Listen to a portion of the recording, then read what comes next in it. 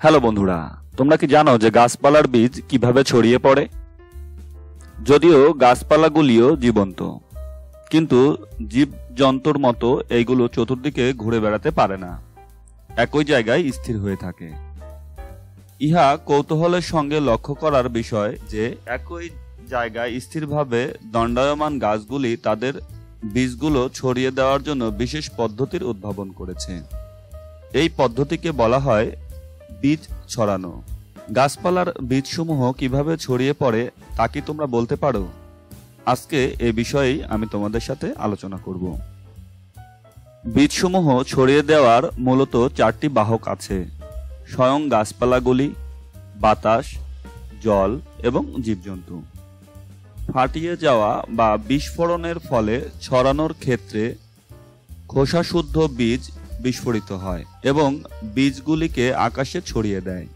এই বীজগুলি জন্মদাত্রী গাছপালার থেকে কয়েক সেন্টিমিটার বা এমনকি কয়েক কিলোমিটার দূরে মাটিতে গিয়ে পড়ে।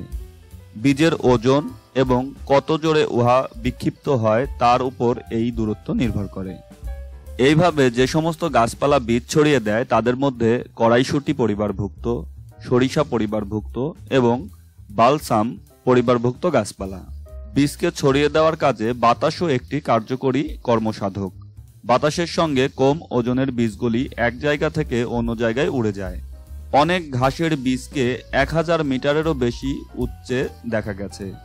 কতগুলো গাছপালার যেমন ড্যান্ডেলিয়ন ও ক্যাটেইল বীজের ফোলানো লোম আছে, যা তাদের বাতাসে ভেসে থাকতে সাহায্য করে। মেপল, অ্যাশ এবং বক্স এল্ডার এর বীজগুলির ডানার মতো আকৃতি আছে, যার ফলে বীজগুলি হেলিকপ্টারের মতো বাতাসে উড়ে এবং চতুর্দিকে ছড়িয়ে পড়ে। জল আরেকটি কার্যকরী কর্মসাধক এবং বীজগুলিকে এক জায়গা থেকে অন্য জায়গায় বহন করে নিয়ে যায়। জলের দ্বারা যেসব বীজ ছড়িয়ে পড়ে সেগুলো জলের দ্বারা ক্ষতিগ্রস্ত হয় না এবং জলে ভাসতে পারে এমন বীজ। ম্যানগ্রোভ এবং কোকোনাটের বীজগুলি ভাসতে পারে আর তাদের গায়ে শক্ত খোসা আছে। জীবজন্তুর দ্বারা বীজ ছড়ানোর কাজে সাহায্যের জন্য গাছপালাগুলি অনেক রকম আকার আকৃতি উদ্ভব করেছে। অনেক বীজের মধ্যে চোরকাটা বা আংটা আছে।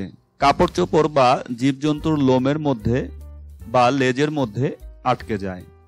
মাটিতে পড়ার আগে এই সমস্ত বীজকে অনেক দূর পর্যন্ত বহন করে নিয়ে যাওয়া হয়। কতগুলি বীজ যেমন মিজলটো আঠালো বেরি ফলের মধ্যে লেগে থাকে। যখন পাখি বা জীবজন্তু ওই ফল খায় তখন বীজগুলি তাদের পায়ে, মুখে বা শরীরে লেগে থাকে। রসালো সুস্বাদু ফলের অনেক বীজ আছে যা পাখি, জীবজন্তু এবং মানুষেরা খেতে ভালোবাসে। এই ফলগুলি বীজ শুদ্ধ খাওয়া যায়, কিন্তু বীজগুলি হজম হয় না এবং পরে পায়খানার সঙ্গে শরীর থেকে বেরিয়ে আসে। আঙ্গুর, তুতফল এবং নাশপাতির বীজ এইভাবে ছড়িয়ে পড়ে। প্রায়শই খাদ্যশস্যের বীজ গবাদি পশু, ভেড়া প্রভৃতি ছড়িয়ে দেয়। রসালো ফল থেকে বীজ ফেলে দিয়ে মানুষেরাও বীজ চতুর্দিকে ছড়িয়ে দেয়। প্রায়শই অগণিতভাবে মানুষেরা বিমানে, মোটর গাড়িতে বা নৌকায় ভ্রমণের সময় বহু দূরবর্তী স্থানে বীজ ছড়িয়ে দেয়। এভাবেই বীজ এক জায়গা থেকে আরেক জায়গায় ছড়িয়ে পড়ে। তো বন্ধুরা, আজকের এপিসোডটি ভালো লাগলে অবশ্যই একটি লাইক দিও। সেই সাথে বন্ধুদেরকে দেখার জন্য শেয়ার করতে ভুলো না। এরকম আরো ভিডিও দেখার জন্য তোমরা চ্যানেলটিকে সাবস্ক্রাইব করতে পারো এবং পাশে থাকা বেল আইকনটি অন করে দাও।